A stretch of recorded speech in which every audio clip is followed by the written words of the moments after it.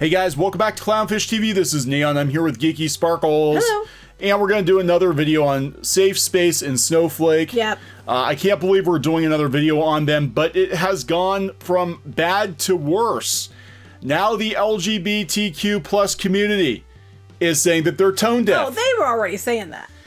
And it's making the rounds now for all the wrong reasons. And there are articles being published about how god-awful this idea was for Marvel Comics. And also we're going to talk about the writer of the New Warriors, because it had come to my attention via a friend of mine that Daniel Kibblesmith is actually a millionaire.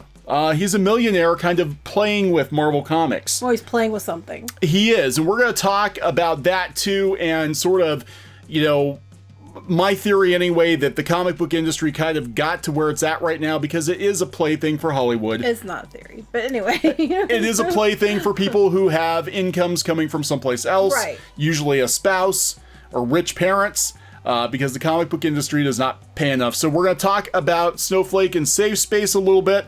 We're going to talk about Daniel Kibblesmith, and then we're going to talk about the bigger issues with the comic book industry. All right, so before we get into it, please subscribe for more pop culture news, views, and rants. We're over 103,000 subs, and yay! And it's going to be a while until we get that play button. Yay! Yay! It's going to be a while until we get our play button, because I guess, you know, they vacated the YouTube building or something. So I don't know what's going on over there. They've got bots running the store. Yeah. Anyway, we're gonna pull this up. Okay, Pop Buzz put this up today. Marvel criticized for naming first non-binary characters Snowflake and Safespace. It was, when I heard it at first, I was like, are they trolling? And then I was like, well, no, it's Marvel. So they would be, you know, they're trying to pander so hard. Why would you do this? It just doesn't make sense. Pandering so hard, they're giving themselves a hernia. That's right. They pandered so hard, they killed themselves. All right, so while it seems rosy on the surface and the diversifying of the story has been widely applauded, where? There's something that's drawing the wrong kind of attention to the new additions, and it's their names. Codenamed Snowflake and Safespace, fans are now turning on Marvel for mocking woke millennial culture by giving the characters derogatory names in exchange for the inclusion, and people aren't happy, particularly in the LGBTQ community.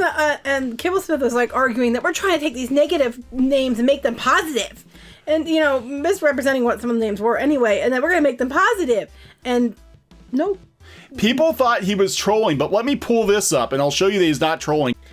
Well, I knew about this, actually. So Daniel Kibblesmith put out Santa's Husband a couple of years ago, a children's book from HarperCollins. So I think in his mind, he's actually speaking for the LGBTQ community. Yeah, well, he's, you know, misguided. If you want to talk about misogyny, you want to talk about toxic masculinity, that would be this person. He's trying to speak for everyone else in his warped, deluded way of presenting it. Well, yeah, before we go back to Snowflake and Safespace, again, friend of mine mentioned that he was on a dating show for millionaires. Why would you be on a dating show? The only way he's on a dating show is because he had money, because, I mean... Yep. It was called The Millionaire Matchmaker. It was on about 10 years ago on Bravo. Oh my God. Daniel Kibblesmith, 27-year-old comedy writer for Groupon. He wrote for, I think he wrote for Colbert, a few other TV shows. Is a self-professed nerd who doesn't yet understand the social etiquette of dating, nor does he possess the polish of a millionaire. He still doesn't understand social etiquette. There he is, 10 years ago. And he's getting an uncomfortable smooch on his glitter date. Here he's in an episode called Toys, Breasts, and Food. He's trying to find a new princess. He doesn't understand. No, I don't understand. I don't understand either. Why aren't women lining up? Yeah, but it's him. It's totally him. I was like, what, is it him? I'm like, yeah, it's him. He's older. That's him. But it's totally him. So he was a millionaire 10 years ago. So now we've got, and he's apparently straight, right? Because he's dating women. So we've got a straight, white, cis male millionaire, probably the pinnacle of what people would call privilege. Right. And he's writing stuff like this. And he's writing stuff like this. Well, you know, to be fair, we've said before that, you know, this whole idea of pigeonholing people that they only can write certain characters like that is ridiculous. We have said that. Right. That being said, we met people that can competently Right. People that are different than them. That's the differentiation right there. So here we've got a black non-binary creator saying this is extremely tone deaf. Ooh, Pinky Boo. Pinky Boo be happy and ugly. Snowflake and Safespace, you are dead ass. Yep. Dead ass. Hire black non-binary creators instead of cis white folks. And you know the guy's a millionaire. He's a millionaire. He's probably a millionaire several times over. Again, playing with comics, playing in comics. We're gonna talk a little bit about that and how the comic book industry has become a playground for Hollywood and a playground for people who have spouses who make a lot of money. Oh yeah, we see that a lot. And that's how they're able to make a living in comics full time. Well, I remember when we did webcomics, people would be so disheartened over and over again about, I'm never gonna be able to do this full time. And they're looking at these people that were like the pros, quote unquote, doing it full time. And then you found out that their spouses were like nurses. Yep. Investment bankers, Yep. that kind of stuff. So they actually weren't doing it full time. They were doing it full time because their spouses carried them. That's how they were doing it full time. And they would flaunt it. Oh, I get to do comics full time. And then you look into it. So I used to tell people, don't get disheartened by it and discouraged because they're full of shit. They might be doing it full time, but that doesn't mean they're actually making money at it. There's a difference. Yeah, and we're going to talk about that because the comic book industry has been built on a lie for a very long time, and now with the disruption going on now with the shutdowns, this is just the natural flow of things. It's going to shake out a lot of people who really weren't making a living in comics to begin with. Yeah. So this person says, reaction to the new Marvel characters Snowflake and Safespace, everyone disliked it. Yep. Yes, 154,000 downvotes, I would say. That is probably the case. I don't want to discourse about Snowflake and Safespace, but damn, they just said fuck it. Pretty much. F Marvel, transphobic piece of corporate shit. Cannot believe they thought naming their non-binary characters Snowflake and Safespace was okay in any capacity. I can't believe it either. I think you're wrong about the transphobia though, because Marvel has been going out of its way to make sure that they hire certain types of people and portray certain types of people. They might not be doing it the correct way. Yeah. But they're trying. Yeah, and again, I don't know. I thought it was a joke. I think he wrote for several comedy shows. I want to say he wrote for Colbert. Somebody say he wrote for Colbert. I don't know. I just know that was it was the dumbest thing. So I heard it, I was like, wait, they did this seriously? Yeah. I was like, why would they think that was a good idea? I mean, I can't even. So let's talk about this. Let's talk about the comic book industry being propped up by people who already have money or have spouses who have money, because this is a thing that nobody really talks about. No. In hushed circles, and you find out that the cake is a lie. The comic book industry has been a lie for a very long time. Yeah. All right. Just want to throw this out there too. Again, to show that comics is a plaything. J.J. Abrams and his kid. His kid looks like a swarmy little dick. I'm sorry, I don't know him, and he might not be, but just that picture, he looks like his dad. He does. He looks like the kid from the Goldbergs. But he's like 20-something. Yeah. I was like, dude looks like he's 13. Mm-hmm. Squid Kid looks older than he does. He has that face that, that punchable face? I don't want to say that, but he looks like a swarmy little dillweed. Well, when your dad's an overpaid Hollywood producer, Hollywood director, you probably grew up with a couple of silver spoons in your mouth. Dad, I want to go do more of a comic. Okay. What credits do you have? What experience do you have? I'm rich. Okay. That is literally it. What's your superpower? I'm rich. Yeah, pretty much. And that's basically what happened. And it's funny because they rebooted Spider-Man. I don't even know. They made kind of a big deal about the first issue, and Spawn 300 beat Spider-Man #1 in the sales. In fact, Marvel's that is pretty bad. So everybody was like, screw this, we don't care. Now, some people who read it said it was actually pretty decent. But here's the thing, that people aren't going to read it because you automatically got their backup. Because it's like, it was a perfect example of how I'm out of touch. Yeah. Because it's like, people knew he didn't have the experience to back this up. He's just getting it handed to him because his dad was J.J. Abrams. And because of that, I think it just turned people off. And I think that's what's going on is these people with money, when people know about the money, they're starting to be turned off by it because they're like, I'm not even gonna listen to you because you just got it because you bought it. Yeah, and that's what's going on in comics now. We're seeing more and more celebrities, kind of getting into comics as a plaything because there's no real money in it. The only way you're going to make real money in comics is if you somehow land a movie deal. And I think that's what they're kind of using the comic book industry for now is a sandbox to try to test out these different ideas, see if they can't get, something picked up.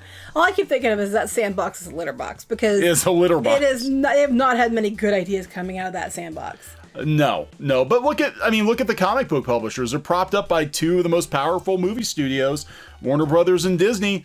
So yeah, it's become a Hollywood circle jerk. But I think that's when things really came off the rails with the comic book industry. You'd have to go back like 10 years and be like, as soon as Hollywood got involved in comics, it just became a very shitty industry. I just want to take a moment to point out that the term circle jerk is very misogynistic. It is. I don't know what the female equivalent would be. I don't know what it would be either. I have no idea because women don't need to do that. But, no, you know what I mean.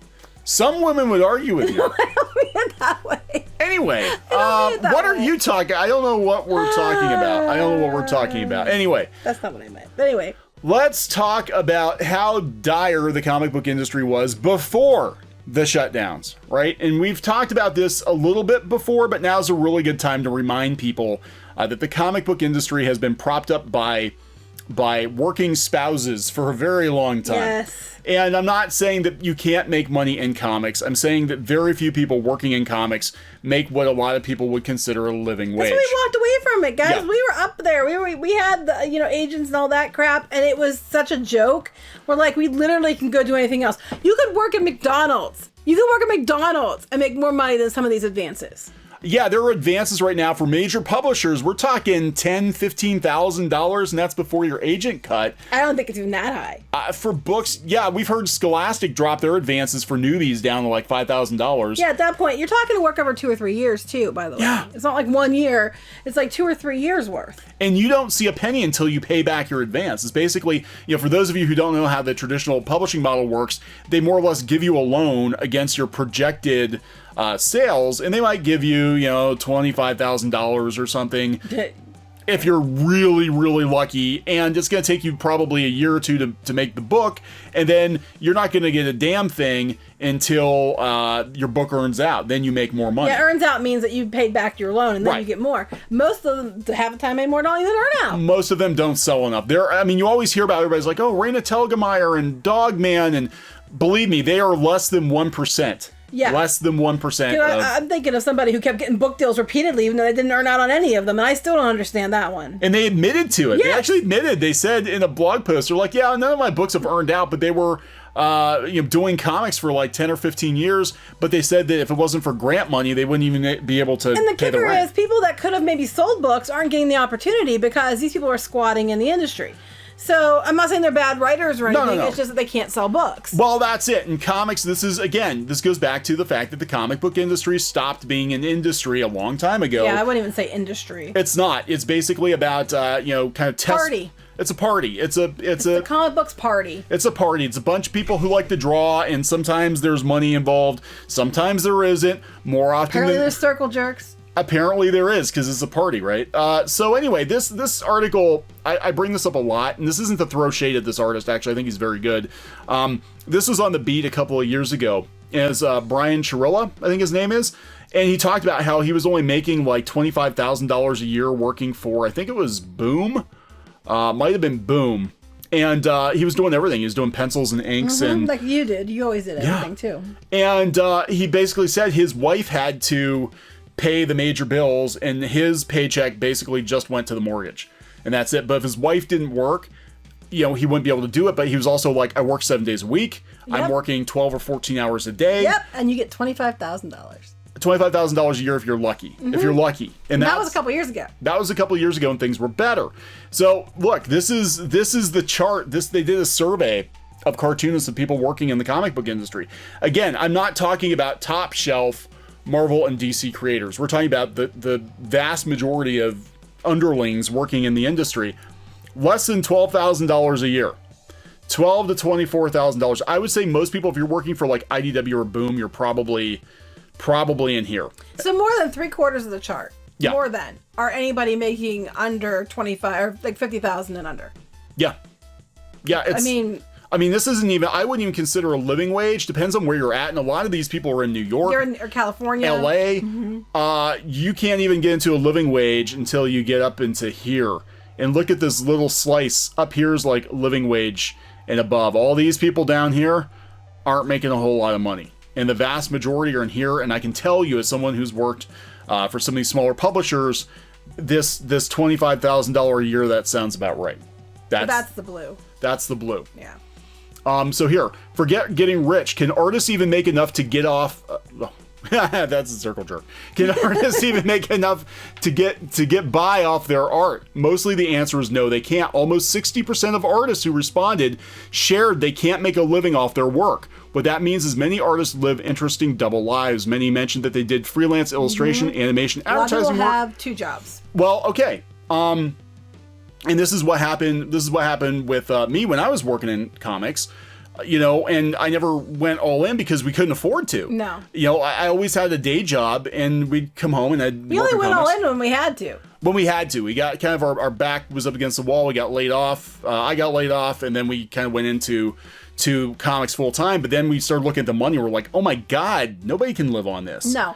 And actually, people are like, well, what did you do while Kneon was working 2 jobs? Well, we had little kids, but beyond that, trust me, I carried my weight more than once. Oh yeah.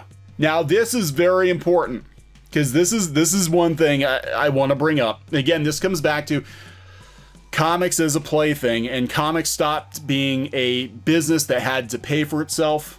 People don't look at the comic book industry a lot of times as, look, we got to sell to make money to pay bills, because it doesn't matter, I just want to do my art. Others bring in income from alternative sources, including working in a shared income household with a spouse and leveraging Patreon and basically begging. Yeah. Either you have a spouse or partner that pays the bills, that works a quote-unquote real job, or you're begging for money. We have a platform enough to do that. Yeah. We had that one person, I'm not going to name names, but sat there at a convention and actually told everybody that how she got in was, well, her husband was a doctor for one. Yeah. And then how she got in was because she would wait at the bars, and she was married. And when the editors were in there, she'd make sure she'd intercept their drinks and hand it to them so she had a chance to talk to them. One of these people now, this same person's one who's like, women in comics, women deserve better. Women shouldn't be lowered as they did what they did to get their gigs, and bragged about it. and their husband was a doctor. Yeah, there are a lot of stories like that. You will look, if you actually spend some time talking to comic creators, and you actually spend some time in Artist Alley, and you start swapping stories, you will find that the number of people, quote unquote, making a full-time living in comics is significantly low. It's very, very low. The ones who can get ahead, they have money, but of course they can, because they can make sure they can afford to be at the conventions. They can afford the FaceTime. They can pay for all that stuff to get in there. Because a lot of people, if you're not in there, it's top of mind. If they're not seeing you, you're not getting picked. Well, how many people can afford to go to all the conventions to make sure they rub elbows or make sure they hang out in a city for a while to try to get a gig? Most people can't. Yeah, and that's what you get a lot of people. Well, again, who can? People like Kibblesmith, who were already millionaires. He can just be like, yeah, I'm gonna pursue my dream of making comic books because I'm independently wealthy, and it doesn't matter. I can live in New York. I can schmooze in New York for a year or two because I got the money to do it. And that's what happens. Or you get people that their spouses are wealthy or their parents are wealthy. I mean, that was like that Vox journalist that turned out that he was talking, this guy was like, down with the man, and redistribute the wealth, and his family were millionaires. And you get and he had an apartment paid for by his parents. There's a very good chance that a lot of these people who are breaking into comics, who are seemingly not paying their dues, they're getting in very young. They probably have a safety net. They probably have, or they work cheap.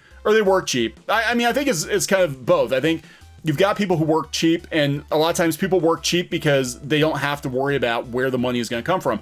You're only going to pay me $50 a page. That's great. I'm going to do that, and I'm going to pay my dues and build up my portfolio because I live at mom and dad's house. So they bought me an expensive apartment. I'll just, I don't have to pay for it anyway. So anyway, I mean, it's, the appearance of this is very deceiving, and the comic book industry has been I guess, living a lie for many, many years now. And it's unfortunate because you get people who are like, if I just work hard enough, I'll get my chance in comics. No. And it doesn't work that way. Especially now, you have to be the right kind of person. You have to travel in the right circles. Exactly. You got to know the right people. You have to be recommended by the right people. There's other people that you have to get, recommended by aren't even comic creators. I don't even get that one. No, sometimes they're like journalists or agents. I don't get that at all. And to that, what we said in all those instances, screw that. We're going to go, you close the door, we're just going to cut one with a chainsaw, Yeah, and I think what we're going to see, if nothing else from the catastrophe now that is, and there are actually other places are calling it the catastrophe that's going to hit comic shops now, is whoever survives this, whatever publishers survive this, they're going to have to produce stuff that people actually want to buy. Right, and they're not, and they haven't been. That's why they ended up in the position that they're in. Yeah, because it's basically been a plaything, a playground for people who didn't really need to make a living. So it didn't matter to them if they wasted lots of money or they ran shops out of business because they produced unsellable books. And I don't understand why the companies would do it unless they're trying to figure they just consider it a write-off. I think the publishers, again, a lot of these publishers are bankrolled by Hollywood. I mean, it's all monopoly money. It's all monopoly money, but now it's not going to be. Now you're going to have to actually make some real money. And I don't think there's going to be any room in comics for people who aren't interested in selling comic books. Well, making characters called Safespace and Snowflake isn't exactly the way to go about doing it. Nope. And pissing off the audience you thought would love it, not a good look. I mean, I never even gave honestly, who thought their audience they thought would love it? Who would thought that anybody would like that or thought it was an okay thing to do? I mean, nobody thinks it's okay. Nobody at Marvel said, hey there, Mr. Kibblesmith. Yeah, maybe this isn't such a good idea. Or is there anybody even paying attention up there? I mean, I get the vibe now that Marvel is like a free-for-all.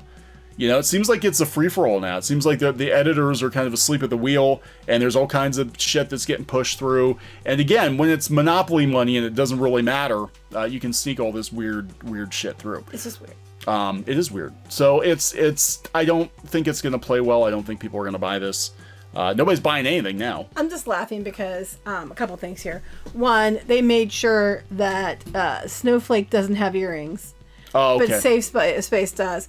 I also have to laugh at the arms because remember when She-Ra, when they unveiled She-Ra and everybody kept saying about the man arms, they're like, nuh-uh, they're just strong women arms.